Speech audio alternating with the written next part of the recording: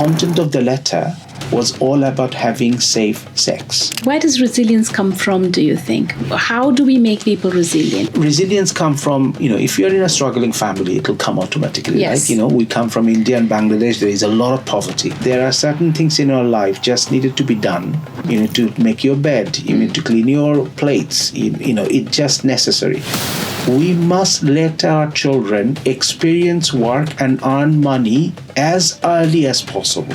Big companies nowadays don't just think about their shareholders, but they figured it out, and there is enough peer-reviewed research to show change your course, change your behavior is important for a leader. Welcome to Unbroken, my story with Tisha. This is where we talk about failures, challenges, and the lessons that shape us. We explore resilience, inner strength, and growth. Today, I'm joined by Professor Osama Khan, a Bangladeshi academic leader whose journey from Dhaka to Cambridge challenged everything he thought was normal. He speaks openly about cultural shock, identity, faith, and the courage it takes to grow in a world completely unlike your own. This is a story of transformation, of becoming more, not less. Osama, thank you so much for being here today, and obviously welcome. How are you? I'm doing well. How are you doing, Tisha? I'm good, thank you. Would you like to start by introducing yourself? Sure. I'm Professor Osama Khan. I'm a professor in finance at Aston Business School. My prime identities, I'm a teacher, but I am also very privileged to be the Deputy Vice Chancellor Academic of Aston University, and I'm looking forward to very soon to be the Vice Chancellor and Chief Exec of University of South Wales. So your journey started not in England, not in UK, your journey has started somewhere else. Yes, I am from Bangladesh. My journey started in Bangladesh. I'm very proud Bangladeshi. That's a core identity of who I am. I love my culture, my people, and I feel like I'm an ambassador to Bangladesh in the UK or globally. So when did you first come here? I came here in September 2000. I guess every immigrant remembers their landing day. What made you come here? I came here for my higher education, so do a one-year master's, and that was basically the plan. I'll do a one-year master's and go back, and subsequently probably try get another scholarship to do my doctorate because I wanted to be an academic. That's the plan. Little did I know, 26 years later, I will still be in UK. It was not really a plan. It just happened. One thing led to another, and I'm here, and I now very proudly and happily call Britain as my home.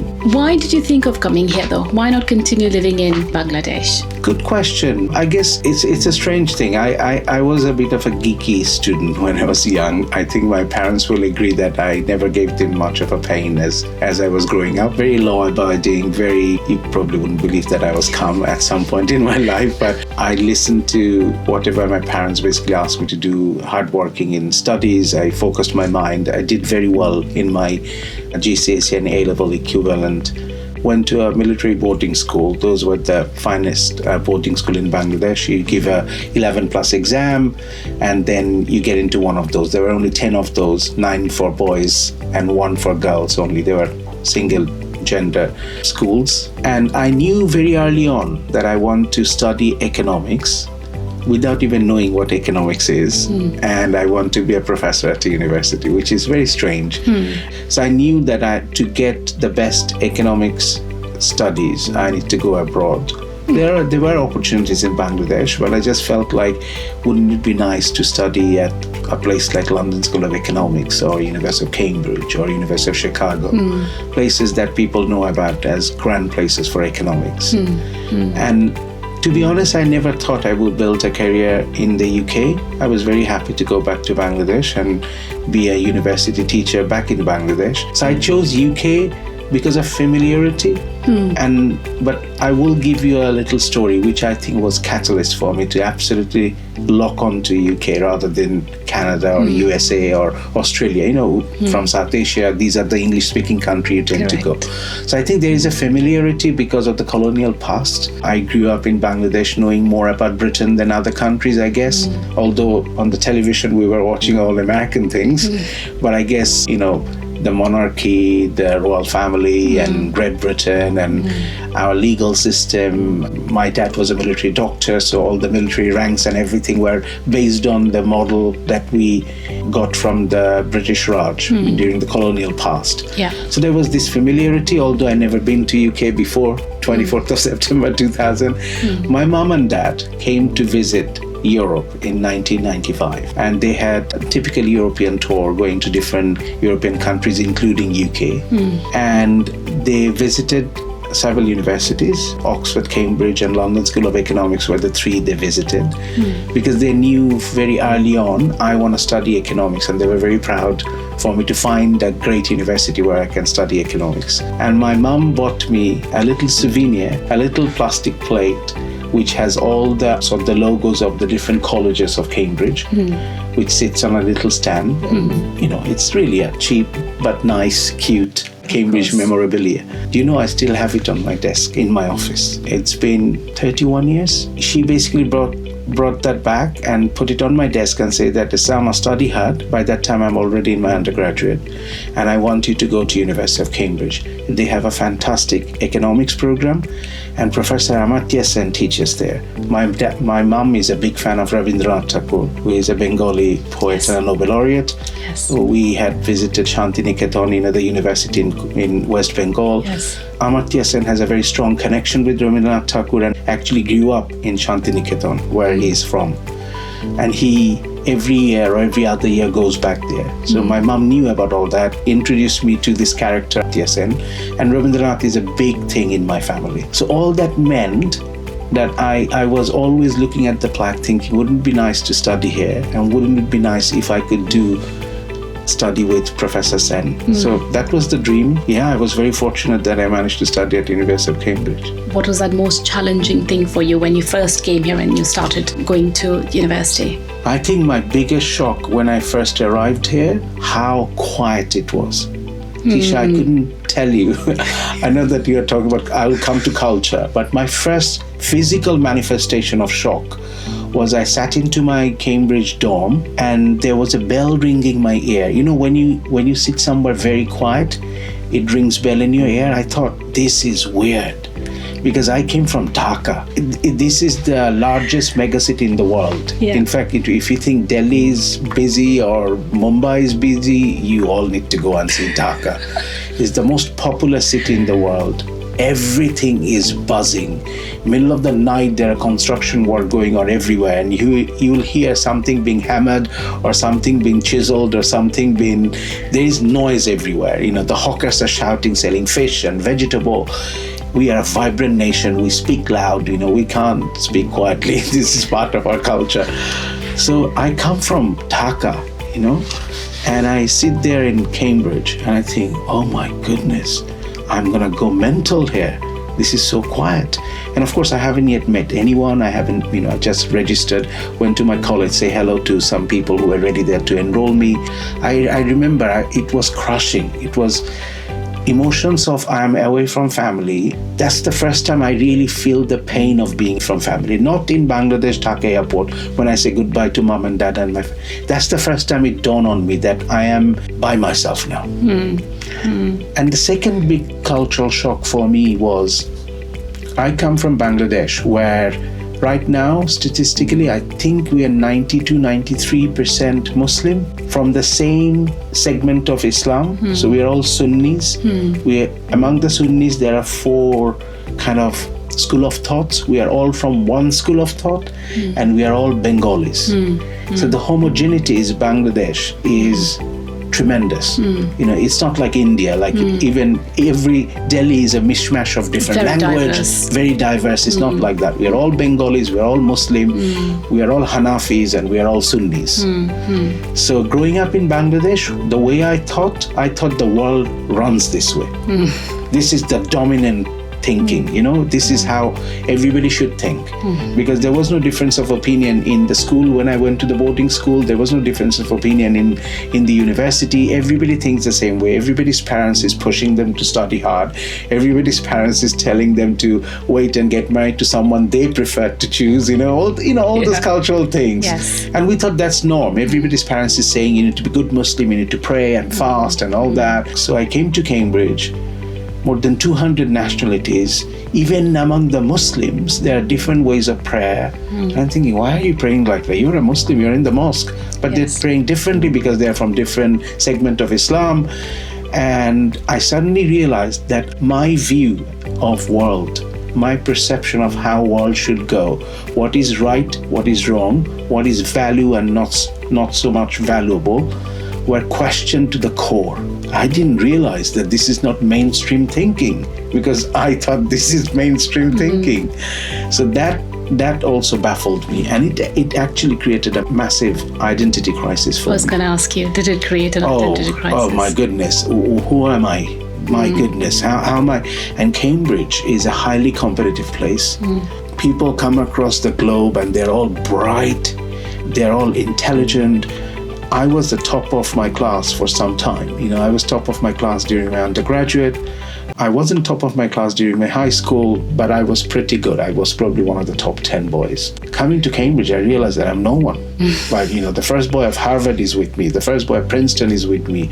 The first boy from Pune University with me. First girl of Pune University. I met these people and I thought, I am no one. There is no standing. So I felt I achieved so much. I'm first of my undergraduate. I worked in an investment bank, worked in different countries. I come from a good family. I'm top of the world. And suddenly I realized I'm no one. That's humbling, to be honest. It was shocking to think you climb to the top of the mountain with a full Commonwealth scholarship to come to University of Cambridge and realize that you can't even see the mountain. Like, forget about climbing the mountain. You can't even see it. You are like back to ground zero. Yes. And I felt it was humbling. And I think the crisis for me was identity. I couldn't fit myself in the Cambridge community. What would I tell people? Am I Muslim, Bangladeshi? Do I want to be Brit? Do I want to accept these multiple views that is being thrown at me, voluntary, involuntarily? Just a lifestyle. When I'm walking, looking into how people are behaving, what people are doing, these were shocks. I think out of the cultural shock, one of the biggest shock was how free it was, the freedom of everybody. I just felt like there were social norms and dogmas and structure that comes from our culture and religion. And I thought everybody goes by them. But obviously not everybody is Muslim and Bengali in Cambridge, so nobody's going by them. So this free society also made me quite nervous. Because remember, I went to a military boarding school for a formative time of my life, 11 to 18. Yeah. So I'm very, very regimented. I need rules and regulation in my life. Yeah. And suddenly thinking that any thinking goes, any relationship goes, you can do anything with yourself. Did you not judge people at that time when they were so different to you? Oh, definitely. I think I can tell you one thing. It's a funny story, and I shared this with many people. So the first time I got the offer and I got my scholarship and I was getting prepared and I got a welcome letter. This is your induction letter, beautiful letter. And then basically said that we would like you to write one side of A4 of your MPhil thesis proposal. And I'm receiving that in Dhaka, sitting in my home. And basically said that you got obviously the scholarship and in your pigeonhole, there will be 3 letters waiting for you.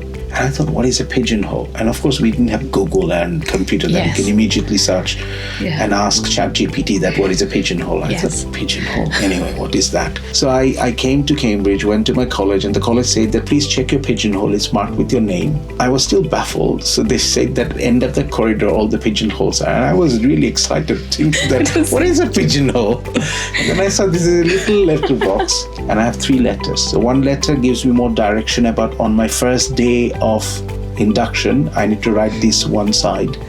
What would be my research? So I thought, oh my goodness, where do I start? And then there was another letter from the Cambridge Commonwealth Trust £3,000, and back then, £3,000 is a lot of money. Of course. Still a lot of money. Still a lot of money. And that £3,000 was my warm cloth allowance. So it is really a scholarship for probably a talented individual from the poorer part of the world. My family is very affluent. I didn't really need a warm cloth allowance, but I was very happy to have the £3,000 because I was very proud to take any money from my mum and dad. Probably didn't spend a penny since I was 12, 13 years old on my education. Oh, wow. I've always been on scholarships, and I've always studied on scholarship. Everything was always paid for. They gave me a wonderful upbringing and a very comfortable life, but they didn't ever have to spend money on my education. So that there was a pride, so that was important. And then the third letter was from Cambridge University Student Union. And the letter was vibrant from, as far as I remember, it was a female president, and her picture was on the letter, and she had like pink hair and lots of rings on her lips and nose, and it was strange to me. Few marks of tattoos on her neck, and I thought, I cannot possibly believe you study at Cambridge, because someone like you can't study at Cambridge. So my judgment was, you are clearly trash. I don't know why you are here, so a bit bizarre. And then the content of the letter was all about having safe sex. And then the envelope contained a booklet on what is consent and having safe sex, and had 2 free condoms. That was the shock observer. I actually thought I need to go and do my ablution. There is something among Muslims we do. We call it wudu, and we do that before we pray. So I actually dropped the envelope. So when I opened it and this came out, I dropped the envelope and it fell on the floor in front of the pigeonhole.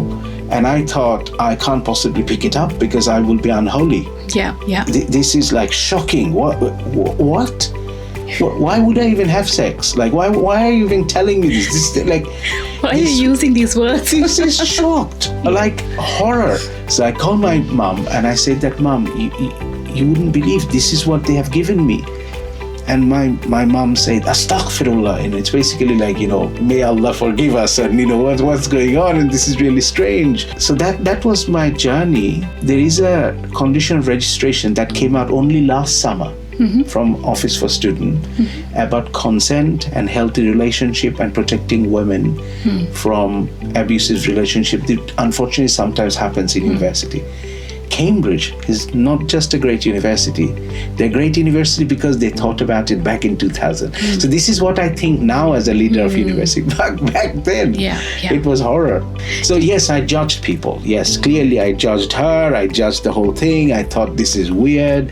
Those were massive cultural shock and identity crisis for me. Did you not feel like leaving everything and going back to what you knew, what was comfortable, and what you had grown up with? No, I didn't. Why not? No. I felt that I have this struggle, but because I was very competitive from very early age of my life, I felt like I need to win this. I need to understand why this is happening. I understood. So that's why when you say that, were you angry or frustrated when you realized that you are no one? I actually felt this is my opportunity to make myself great in this global stage, not the Bangladeshi stage where I have made myself achieve something special, but I'm going to compete here with all this diversity and immerse myself into it. So I actually never felt this is all grotesque and the identity crisis is too heavy on my mind and shoulder and head and heart.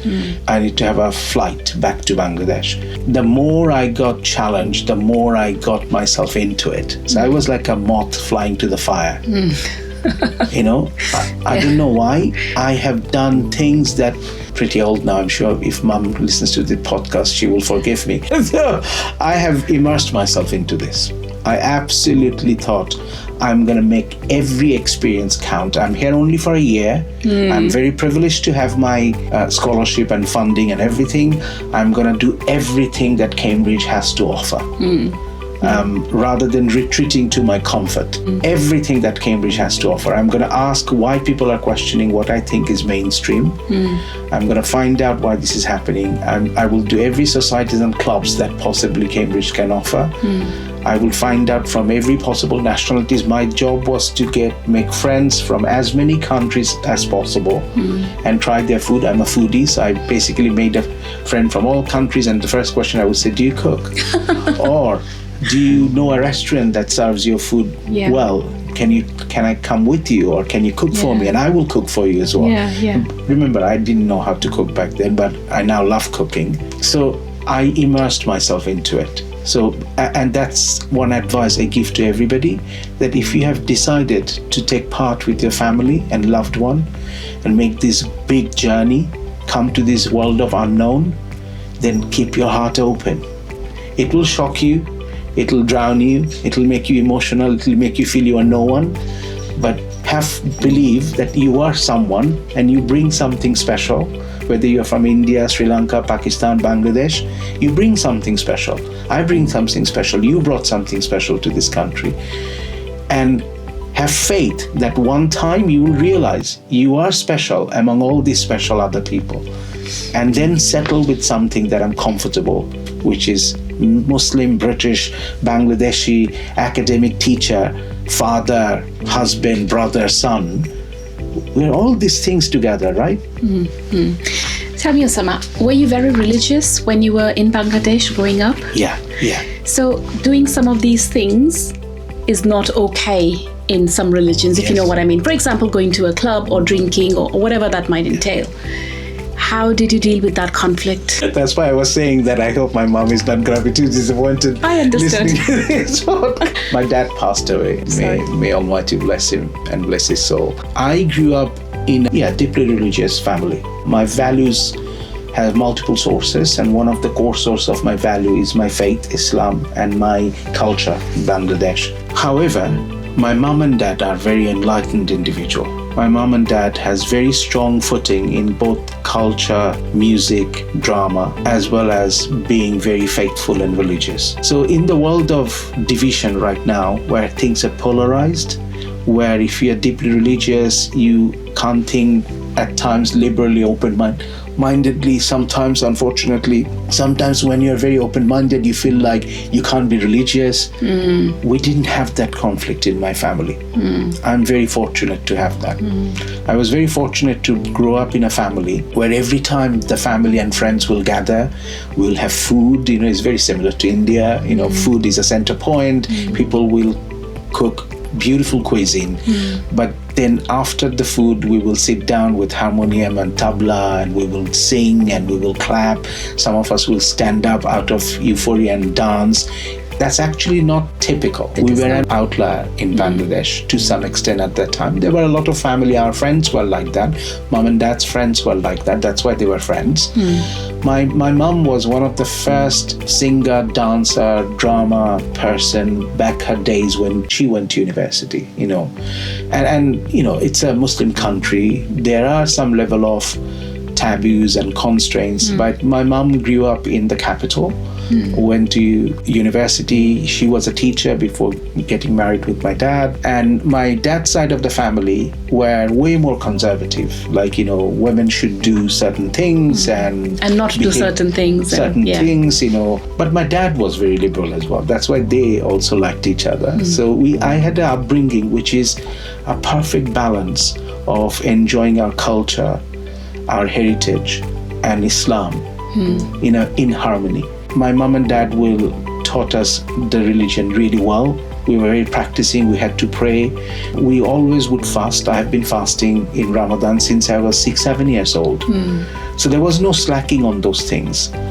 And of course, values of you don't drink alcohol or free mixing with opposite sex and things like that. Those boundaries were very much there. But there was this liberal side as well. So I think to some extent, now that I'm a father and I'm in my old age, I do reflect and I think that my mom and dad also paved that way. They also paved the way. There are ways to balance between things. And I know that many Muslims, my friends, not friends, who may listen to this and may say that, oh, you are not a proper Muslim then, you haven't followed everything to T's. But I am deeply committed to my faith. I practice it as deeply as possible. I'm very proud Muslim. But I believe in diversity. I believe that if I think my Almighty is omnipotent and almighty, they will judge people with utmost justice, because I believe in a day of judgment and a life after death, then I cannot believe that it would be judged based on certain strict dogma within the faith. Now, I might be fooling myself. I will only figure out after I have died. But to be honest, being kind to people, learning from others cannot be bad. So yes, they were shocking. They were shocking, those Cambridge experiences initially, but I immersed myself and I basically said, I will go and try club nights. I will go and try bobs. I will try out everything. I will try out and mix freely with my friends, whether they're girls or boys or without gender. And remember, Cambridge is one of those very outlier university which started LGBTQ movement very early on. Like there was a black officer in their student union. There was an LGBTQ officer back in 2000.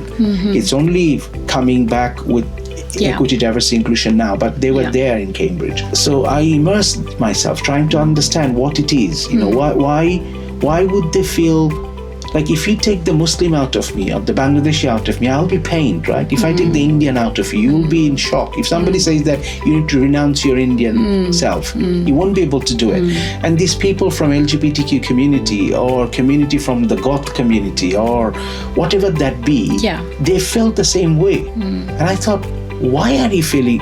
I don't understand why you value that so much, but your pain is more intense or equal pain if you ask me to renounce my faith or so that was my perspective. I was curious. I wanted to know more about them. And they were nice people. Nobody was nasty. So I thought that girl on the picture with all the tattoos and everything can't be possibly nice. But she was the president of the Cambridge Student Union. Yes. She's talented. She made it to Cambridge. The conflict that people are grabbing a drink after lecture. Everybody's heading towards a pub and they will grab a drink and they will have fierce debate. And there is a pub in Grantchester on River Cam, and that pub where Professor Alfred Marshall, Professor Maynard Keynes, the Keynesian economics, the Marshallian economist, used to go as University of Cambridge students and professors and debate about things. So things that I've studied, things people study now, actually happened in that pub. And then I thought, should I be going to a pub? Because my faith prohibits me to go to a place where alcohol is being served. And I don't drink. I've never drunk. So should I be going there? Should I miss out the fact that Maynard Keynes and Alfred Marshall sat there in the same bench and have a pint and created this economic theory that shapes the world of knowledge of economics and the world? What should I be doing? Those were the conflict. Those were the things where I felt, what should I do? How do I make it happen where I don't lose out on that experience, but can still stick to some of the core values of my faith? And that is tiring and that is a big struggle. But I don't think I struggled a lot. I found my way of adopting both. I am not gonna not have this experience just because something has been taught to me in a certain way. I will experience, I will figure this out, and then I will settle with something where both values have been earned. So, you said you come from a very affluent family. The £3,000 for warm clothes was something that, you didn't need, but you were grateful. Did you ever have money problems when you were here? Oh, yes. The money problem kicked in when I fell in love with my wife and we decided to get married. That's when the money problem kicked in. Before that, there wasn't a problem. Where does it fall in this timeline? Was it before you came here? Was it after you had come? So I actually knew my wife's name is Amina. I knew Amina's family because Amina's father is also a military person. Amina and her family used to be next door neighbor. And Amina has one older brother who is exactly the same age as me. We are very buddies. Yeah. And then when I came to UK, my mom and dad said that, do you remember your uncle Farazi, who used to be a next door neighbor? He's now a military attaché in the Bangladesh High Commission in London. So if you feel ever homesick, you should go and see them. So I visited them. But then I rediscovered Amina. Amina was at that time just finishing A-level, getting into university. So we started going out, and then we got married in summer of 2002. So I'm talking about from 2000 till 2002, I don't think I faced any money challenge because my scholarship was very generous. Yeah. It paid for my accommodation, my food, and gave me a monthly allowance, which was very generous. I had a very comfortable life. But once I got married with Amina, I then realized that I need to move to London and start commuting from London. That whole commute cost, living in London in a flat, it became too much.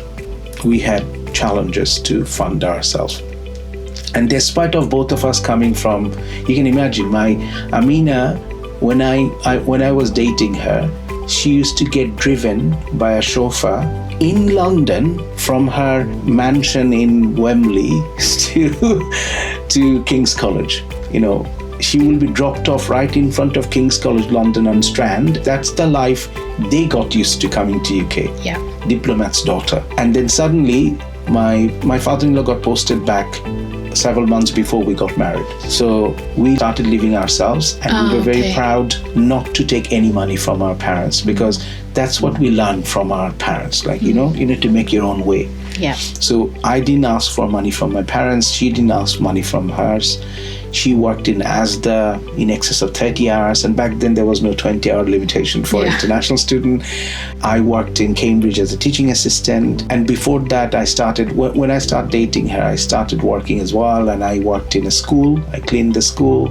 I worked in a hotel. I made the beds in that hotel with a Spanish girl. And then I worked in a kitchen as a kitchen porter until 3 a.m. in the morning, 2 days, so that I can accumulate enough money to fund a bit of my wedding or to do the things of the future that's coming. And we had money problem from that point until we started our full-time career. Even after full-time career, it wasn't paying enough for us to. So it was like, paycheck to paycheck. Sometimes paycheck not to paycheck, and then start using credit cards and then pay the credit card again. Yeah, it was tough. But that made us as well. Did you not think of going back to the comfort you knew in Bangladesh? Because you would have gone back and been comfortable from get-go. You need to ask that question probably separate to me and Amina. Amina, I think she never wanted to give up to prove a lot of things wrong. So when we got married, our parents were very happy that we were together. They wanted us to get married, but they said, what's the rush? You both finish your studies, get a job, and then at some point we'll give you to marriage. But we wanted to get married because I was in Cambridge, she was in London, it wasn't working. And of course, remember that we both come from Muslim families, so there are certain boundaries.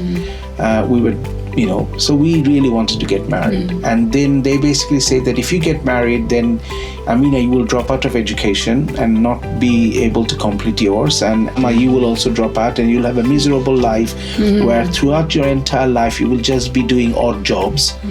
That's not the future we have destined or brought you up for. So there was a bit of us proving our parents wrong as well. Yeah. We wanted to say that, no, we will make it and we will show you that we have the resilience. So I don't think we ever felt that it's too tough, we are going to go back. There was a lot of obstacle, there was a lot of struggle, but every time we get knocked back, we stood up and continued. That grit was there, that resilience was there. And to some extent, that resilience was there to prove to our parents, without your help, we'll make it. You helped us enough. So there was a bit of that. I don't feel that way. I actually think that because of their prayer and blessing and their upbringing, we made it. But back then, it was more like, we'll make it, even though you're thinking we're not going to make it. I feel some people, kids maybe these days, are not as resilient as maybe my generation has been. Where does resilience come from, do you think? How do we make people resilient? How can I make my children resilient? How have you made your kids resilient if that's what you have done? It might sound like I'm preaching, but I'm a professor. I think I have the license to preach, right? I have a license to teach. I reflected a lot on it. This is a great question you asked. How do you make someone resilient?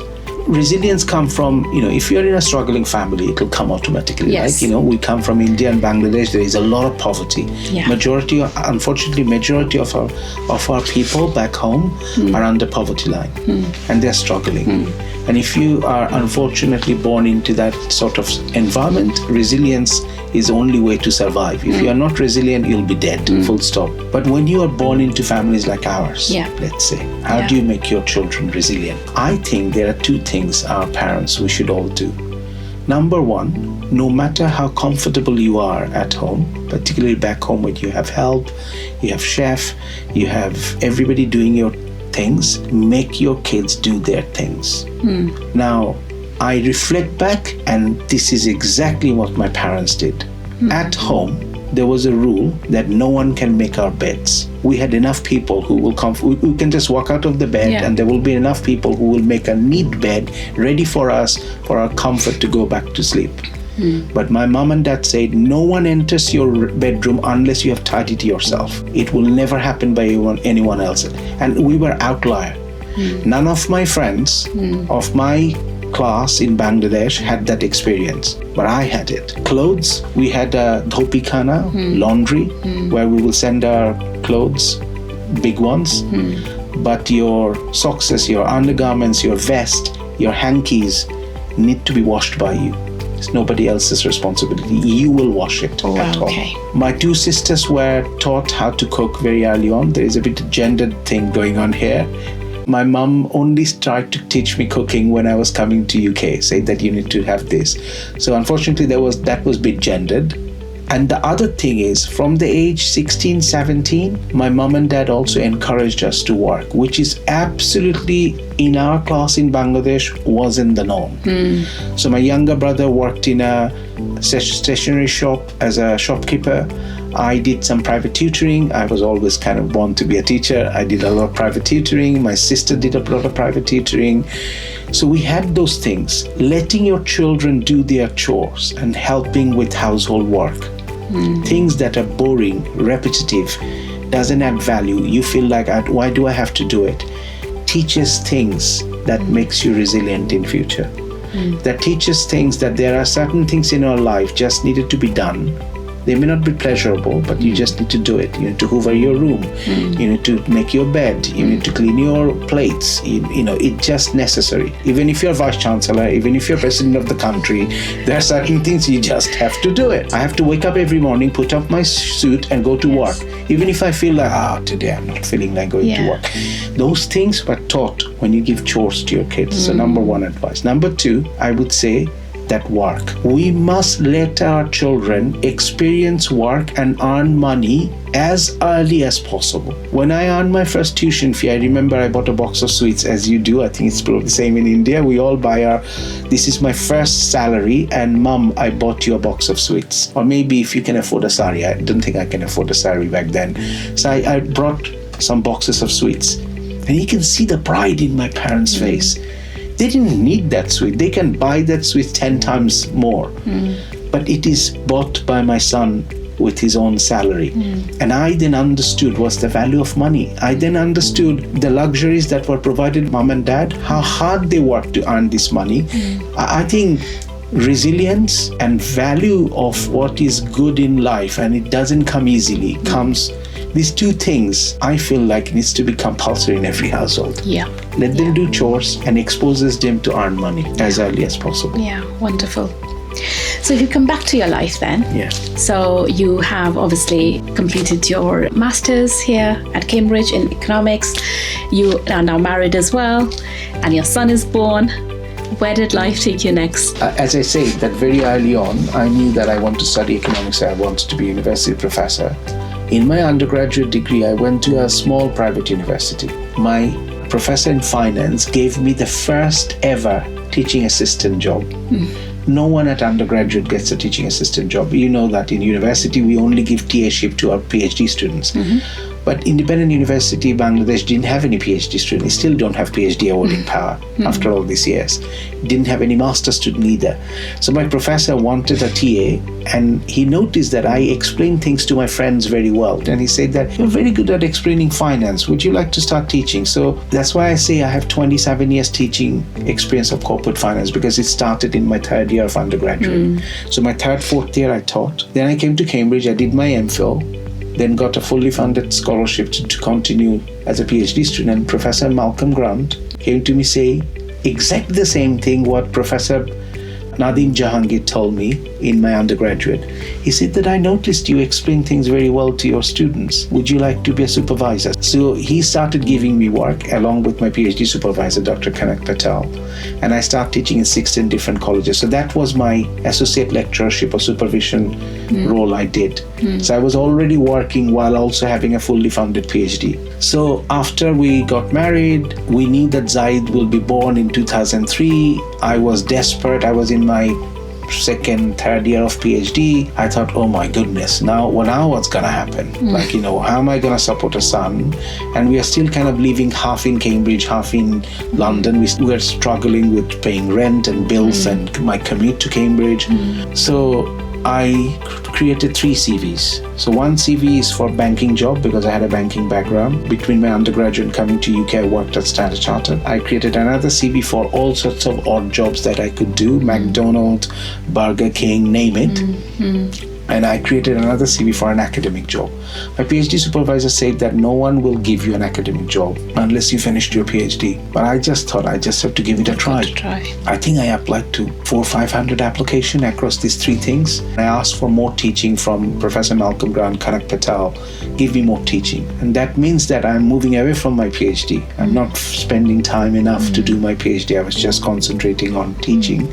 Good earning, and I thought this will pave my way as well. So I took a chance. I got 3 jobs. I was so lucky. I was three jobs. University of Surrey agreed to make me a lecturer in accounting and finance. City University London agreed to make me a lecturer in real estate finance, which was my specialty. And London South Bank University agreed to make me a lecturer in real estate finance as well. Surrey said you can start in January 2004, whereas City and LSPU said you can start in the summer of 2004. My son is going to be born in January. I thought the choice was whomever can pay me first. I still feel goosebumps that second, third year of my PhD, where my PhD was going really badly because I was just teaching all the time, but enjoying it a lot, earning some good money to sustain myself and my wife. And this child is going to be born, and I managed to get this job. Like, even throughout my career, I haven't given jobs to people who didn't have their PhD to come and work as a lecturer. So it was incredible. So I joined. We then moved to Surrey in Woking. When we were moving, University of Surrey said that they have a relocation package. You know this. Yes. And I can utilize it, whatever that package was back then. So the movers company came, and as first time I come to know that they pack things. They said, don't worry about it, you'll pack. So 2 very large person came into my house. They were a bit precarious, like, why this person has booked such a luxurious moving company in this neighborhood who has nothing to move. There was no furniture or anything for us to move. So they came and they said, oh my goodness, so what do we need to move in this kitchen? Because remember, this was a sublet. So everything in that flat was owned by the landlord.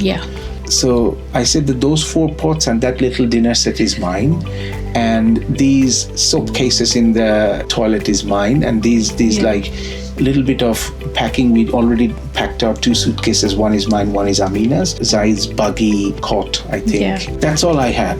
And then they moved me to this beautiful flat in Woking. Very nice. It was a flat, it was a rental, but it was nice. And I still remember these 2 very big black guys who were the movers. They said that, bro, you made it, bro. That's what they said. It's such in a very sweet way. Because I can relate to it, because I guess probably they were immigrants as well. They were living and they were hardworking. So they basically said they saw someone like them moving and making it in UK. And then life started in Surrey. So we still live in Surrey. Surrey has been my home now. So if you really ask me where I'm from, I am from Surrey. What difference have you seen in higher education from when you started studying here to now when you are managing higher education? I would say the biggest difference I see now, when I entered higher education first, higher education was a very privileged place. It is still a very privileged place. I think higher education or university sector is a privilege. The jobs that we have, we shape the future generation directly, indirectly, whichever role we play. This is great. When you see those boys and girls in their gowns, dressed up with the family, all taking pictures and graduation ceremony, it makes our work worthwhile, right? It's a privilege. But there was also a privilege of universities being well funded. The funding was enough. So remember in 2000, Britain just started in late 90s under Tony Blair tuition fee. Tuition fee was £1,000 per student per year for home student. And then it became 3, 6, 9, and now heading towards 10, right? So university sector was funded. The country chose to fund university ever since Oxford was established, the oldest university. For 1,000 years, the treasury of this country, whether under kings and queens or whether under a democratic process, have decided to fund higher education. But they decided to fund higher education with a limited seat, which also meant that it wasn't as inclusive. Sometimes you will not get into university because of your circumstantial situation. You grew up in a poorer family, you didn't have the aspiration, you grew up in a poorer neighborhood. No matter whether you're white, brown or black, whether you're an immigrant or a local, you wouldn't get into university because universities are for primarily privileged background. Because when you have privileges like our upbringing, you have a tremendous start that others don't.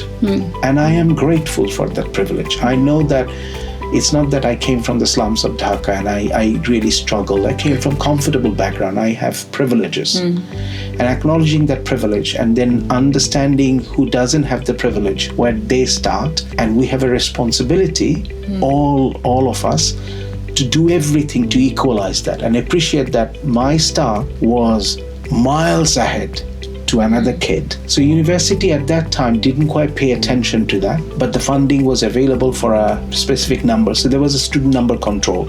You can only recruit that many students in a university. Now the funding is all over the place. It's not well funded. And we also massified education. We opened gates to parts of the community. Anybody in Britain who wants to go to university now will be able to go to university. And I take pride for that. Yeah, that's amazing. That wasn't the case when I started my career. But that also meant there are a lot of universities offering a lot of courses which are not well funded. Universities are being run like a business now, rightly so, because without the government funding, you need to treat it as an enterprise. I don't think my vice chancellors, when I started my early career academic life, were thinking university as an enterprise. Maybe some of them, but not all of them. Now, as a DVC or a VC, I'm more of a CEO or a deputy CEO than the vice chancellor. It has to be run like a business. There is no getting away from it. But remember, many of us, in fact, all of us, most of us in academia, we didn't work in industry and chose academia for a particular value set, right? We don't believe in profit-making organization, perhaps. And so the change that has happened now is I must think like an entrepreneur, must think like an enterprise CEO, and must run the organization in a way so that financials balance, which means that optimizing efficiency, doing more with less is an integral part of university. So that has shifted, which means that we need to motivate our workload to understand that, yes, the days of comfortable life is no longer there. You need to teach more, you need to research more, you need to do more professional services, you need to, some of those private sector corporate culture are moving into university. But the good thing is, as I said, anyone in Britain who wants to study, no matter what background you come from, will find a course in a university to study. And that's worth protecting. But just going back to your previous sentence about the comfortable zone is no longer there, and I see a lot of people struggling with that, the people who actually work in the university, because they are not used to the changes that are happening now, and that has an impact on their well-being, and and rightly so, maybe because they're not used to it. How do you deal with challenges like this, so workforce challenges? It is a very good question.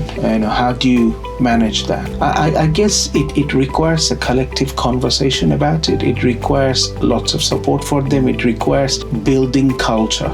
Building culture that has that culture of everybody has to now do a little bit more or quite a bit more, and supporting them and making sure that well-being is integral. When I started my career, there wasn't very many well-being initiatives in universities. There was nothing called well-being, I suppose, as well. As a senior colleague, I feel like we need to have those cultures. We sometimes feel that I'm a very proud public servant. I am very proud that I work in a public university and I'm a public servant. I serve my staff member, my colleagues, my student, and the wider good that Aston provides to the wider community. I feel like this is a privilege. I am a servant. I will serve whomever deserves to be served and needs to be served by me. And that public servant mentality sometimes take a judgment on private sector. Well, you are all making profits for the shareholders. That's what you want to do it. That has shifted significantly, Tisha. Big companies nowadays don't just think about their shareholders. Yeah, some of them do, but they figured it out, and there is enough peer-reviewed research to show that if a company doesn't care about ESG, their equity and sustainability and governance, or their corporate social responsibility, they will not have a long game. They might have a short profit, but they will not have the long game. So they are profit-driven. Yes, they work their workforce harder than we do at the public university sector, but they are also very good in performance management, acknowledging good performance. And acknowledging good performance is not a little medal and a crest and a letter with financial reward, with significant change, well-being. So business figured it out because humans are smart. They realize if you look after your most prized asset, your staff member, your people, then they will give you what you're asking them to give. And that's what we need to build. Have compassion, care, but also be fair. This is very important. As a leader, I need to actively demonstrate I'm fair. Any sense of unfairness needs to have a conversation. Now, I may not be unfair, but my staff felt I was unfair. I need to seek that out, have a matured professional conversation, and if I have been unfair, I need to adjust myself. And if I haven't been unfair but misperceived, then I also need to have the conversation. I cannot shrug it off by saying, oh, someone said that. Of course I didn't do it. And I'm too proud to be a DVC to have that conversation. We will fail. Being honest, authentic, to have the difficult conversation, no matter how difficult it gets, and then change your course, change your behavior is important for a leader to bring that transparency within the organization. And then having proper, really well-intentioned, well-being activity. In fact, the salary we get, the job that we do is reward enough if you don't see someone else earning the salary without doing enough. The moment you see bad behavior, laziness, or poor performance is not being dealt with, where is my motivation to do mine? Yeah. And that's also important. Our sector is not good at it, I must say. Osama, you've done so much in your life. You've changed countries. You wanted to go into higher education. You've challenged yourself. You've challenged your thoughts. You've integrated. You have accepted. You have changed. How have you put all of this experience on your children? How have you raised them, having lived these things? Great question. I must say that I play a significant role in that for sure, but I think that the nurturing and having more time is my wife. Amina spends a significant amount of time looking after them. I do as well. Both of us do it, but I think in a way we talk about grand topics and then the reinforcement of those grand topics day to day comes from her. We are a team to build, bring up our two children. I think dinner table conversation is very important. Few things at home, we are uncompromising about our faith, about our culture that is not only from Bangladesh, but the culture that we learned in Britain as well. The discussion about right and wrong, as little as what's happening at home or what has happened at home or what has happened at work. how I felt about right and wrong and what's happening in the world stage, in the geopolitics, the right and wrong. So we go from little things from you finished your dinner, left the plate in the sink, that's not right, why don't you wash it, all the way to there is a war in Middle East, whether it's right or wrong. And we discuss these things. And that's quite important. And there are certain things, those are non-negotiable, the value of life or dignity of people. There is no one can justify ever why somebody shouldn't be treated in a dignified way. Even if you're treating with the horrendous criminal, they deserve a justice system, they deserve a proper judicial system that processes them, and then they get their due, whatever that due be. So the dignity of life is a very important part. No matter how horrendous you feel about a community, you don't stereotype them, you still think of people as people, and you try to understand their pain. So I think for me, it is a combination of exposing them to varied experience. It's a combination of giving them the best education you can afford to give them. It's a combination of a lot of dinner table conversation. That's very important. So obviously your learnings you have embedded in your family, but what have you learned from your two children? A lot. My goodness, you should meet my daughter Zainab. Zainab is a very strongly value-led, opinionated, activist young woman. She's 20 now. Zainab, Zaid, they both brought back things that shaped me even better to live a fulfilling life in Britain, because they were born and brought up here. Their identity crisis is stronger than ours, by the way. I don't know whether you would agree with that. Okay, how do you mean? Because they don't know any other way but being Brit.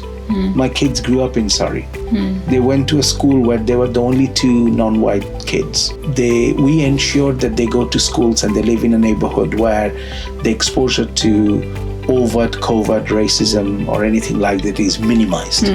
We tried hard to, no matter how hard it gets, to buy a house in a neighborhood where it'll be better for them, because we were. It's not that Britain is tremendously a racist country. There is racism in every country. There is racism and bad things in every country. Every country has its fair share.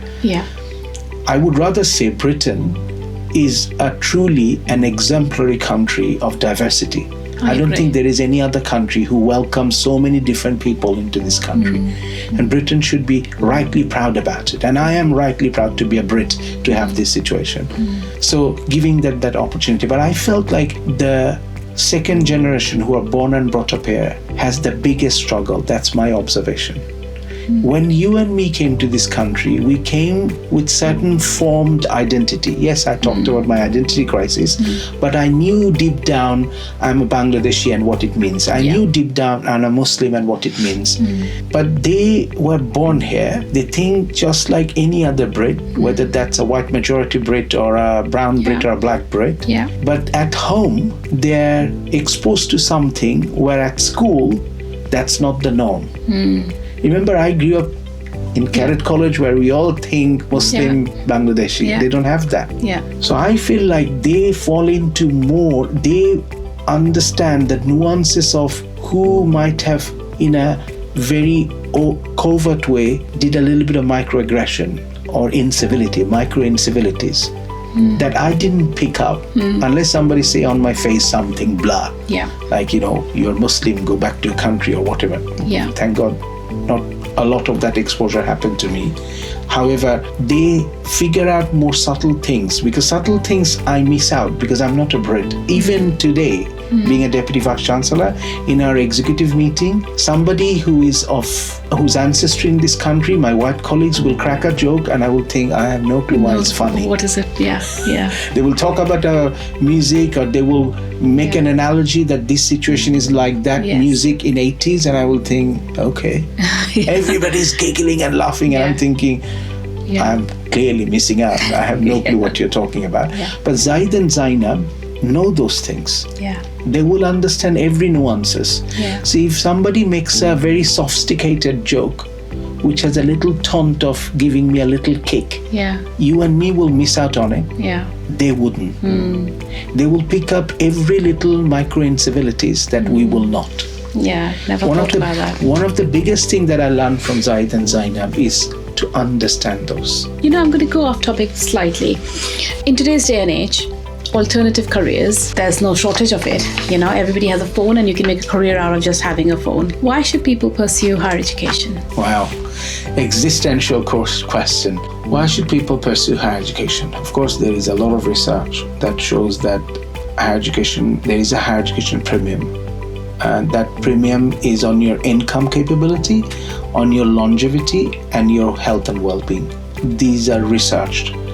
I won't be able to quote you on top of my head, but I can tell you that there are longitudinal research across the OECD countries that shows that if you go to a university and you're a graduate, your earning capability at the start of your career, at the middle of your career, at the end of your career is higher than someone who didn't go to university. Your perspective to life, how you look after yourself, your family, your community, which will give you a stronger health and well-being. Even longevity. There is research also shows that university graduates has a premium on living longer because you look after yourself. You have then, intellectual curiosity or the mindset of learning and adjusting. Now, I would also say that the graduate premium is dropping, and it's at the moment dropping quite rapidly. There has been a recent article in Financial Times shows that among the OECD countries, Britain's graduate premium is dropping faster than others. That's primarily because Britain is one of those OECD countries where we believed in massification of higher education. And that was a belief that started with Tony Blair, that 66-70% of 18-year-olds should go to university. So at this moment, to the best of my knowledge, the highest percentage of 18-year-olds who go to university is in Canada, 65, some 67. Britain is heading towards 60. There is a lot of question about it. A lot of people say there is a lot of political rhetoric and public rhetoric on popular media that universities are running Mickey Mouse, courses, and what's the point of having so many universities? No one gets a graduate job after studying. Yes, but there is also something happens when you mingle with your same age and solve the same problem, read a lot, and this process has other values as well. Of course, the most valuable thing is definitely, getting a graduate job, earning a good living so that you can support your life. But I'm proud of this agenda that a lot of kids should go to university. But that premium is dropping because of technological advancement, artificial intelligence. Plus, there is actually still quite a lot of graduate jobs in the economy. They are dropping now quite significantly because of emergence of artificial intelligence. But let's take just few years ago, before the popularization of artificial intelligence. AI existed for 30-40 years, but it existed on the palm of our hands since November 2022 when OpenAI started ChatGPT. But AI exists as a technology in industry for a long period of time. Since then, these large language models started to take quite a lot of professional jobs, so things are getting worse. Even before that, there was a mismatch of what graduate job is available and what graduates are studying.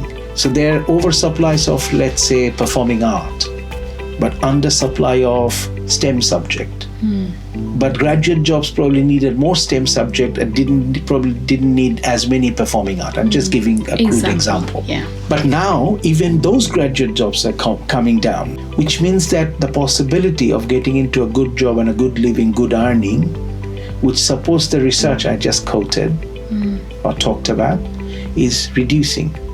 I can imagine in 10 years' time, those papers may conclude very differently. So the question when you ask, why should students still go to university? I still think that there is a premium, but I think that premium is dropping. There are different ways to learn now. You started this podcast recently, which means you might have dreamt about it for some time, learned about how to do it. Did you go to university to learn it? Did you take a course to learn it? You probably did some research, maybe many hours of watching YouTube videos, many hours of watching something, reading something, watching other podcasts, and probably then realized this is the way you want to do it. And that didn't take a certification. You started something, and I wish you all the best. It will flourish, I'm sure. So people are learning in a different way. In your job, when was the last time you did a proper degree? many years ago, would you then say that you have stopped learning since then? You're learning still. You're learning in different ways. Absolutely. And those different ways, for the prevalence of digital media, prevalence of a powerful phone in our hand, prevalence of internet connection, and now prevalence of artificial intelligence, where you can actually have a conversation, meant that having a class with me as a professor in finance and the value of it is probably dwindling. And I know that many of my colleagues will disagree with me, but I do think this is going to hit hard our sector across the globe, where people will think, I will learn in a different way, and I will learn when I'm earning. I cannot wait 3 years. I cannot have this loan on my shoulder, which is impossible to pay. And you can see those reactions are already coming out in our newspaper. The Plan 2 of our student loan company in Britain is heavily criticized. That even if you earn £30,000 5-10 years into your career, you will still have a bigger loan to pay off than it's eating into it. So the sector or the economy or the whole world is adjusting in a rapid way, where university, if they don't reinvent themselves, might find themselves in a Kodak moment. And I talk about it a lot as a business educator. A Kodak moment is a moment in business schools where we talk about Kodak, the film company, completely missed out that no one will buy film and everybody will do photography digitally. And they collapsed. So this term Kodak moment meant that a moment where you missed out what's happening around you, and one day you realize no one wants to buy what you're selling. And I do fear about it. So you just said that maybe some of your colleagues might not agree with it. So are we still not realizing the gravity of the situation? No, I don't And think if we are not realizing it, we're not going to be making many changes. And that's exactly the reason I talked about the Kodak moment. I genuinely fear we will have a Kodak moment. I have a role to play as a leader. You have a role to play as a senior professional services colleague. Everyone in the university has a role to play to click and imagine this future. We can't have an ostrich syndrome that we will, bury our head into a bush and the storm will pass. It will swept us away. So we have to adopt artificial intelligence. We have to change the way we educate. We need to really provide personalized education to students. We need to partner with corporation who has funding. We don't have funding to get into these technologies. Let's partner with corporations to get into technology. The technology and the funding is available in the corporation, but they may not have the intellect power or the experience of curating curriculum like the way we do, because we have been doing it for 1,000 years. So why aren't we joining the Amazons and Googles, Apples and Kodaks of this world and collaborate with them and come up with something that is fit for purpose for providing the kind of education our learner now need. Very well said. We've spoken about so much and we've gone from one topic to another, but it's been a very enlightening conversation for me. Before we end, I want to ask you one more question and then I'll give you one task to do. What does unbroken mean to you? Unbroken. It is basically a word that stands for grit and resilience. It basically means that if you're the master of your boat, yourself, your sanity, so I think that I'm a being that has a limited life here, but an unlimited life after here. And this my spirit that exists within me in this limited body where I cannot climb the Everest or I cannot run a marathon. My heart wants to, but that heart, that spirit, the resilience of that spirit, no matter how much test, trials and tribulation you go through, the sanctity and the protection of it is unbroken. It's unbroken is a synonymous word in my mind for grit. And that's important. I don't know, for whatever reason, the moment you said unbroken, I was just thinking about Nelson Mandela. In Robben Island, he was locked up unjustly for 27 years. And he came out, and look at how he portrayed and acted himself since he came out.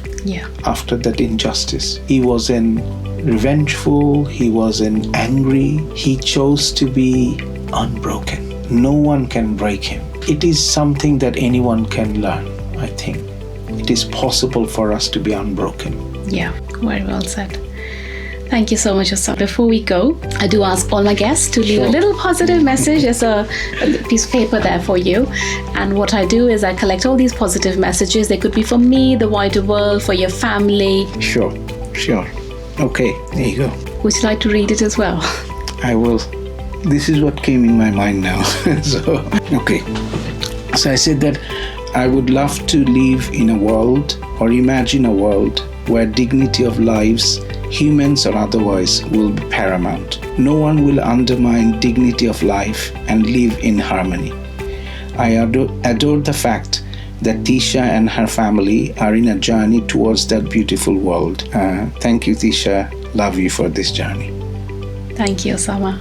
Extremely kind, sweet, and wonderful words. I hope people who are listening to us today can take something from it. And, the topics we talked about, resilience and loving and EDI and equality and dignity, they are such important topics and conversation, and I can't thank you enough. Thank you, Tisha. I think you're doing a fabulous job, and thank you for making me part of this beautiful journey that you have started. Thank you. What a journey. Professor Osama Khan shows us that identity isn't lost when we enter a new world. It's refined. From Dhaka's chaos to Cambridge's quiet, from certainty to confusion, he chose to grow rather than retreat. When the world challenges who you are, lean in. You may discover someone stronger. If you've enjoyed the episode, please like and subscribe to the channel Unbroken, My Story with Tisha. If you have a story to share and want to take part, please scan the QR code on the screen. Until next time, stay unbroken.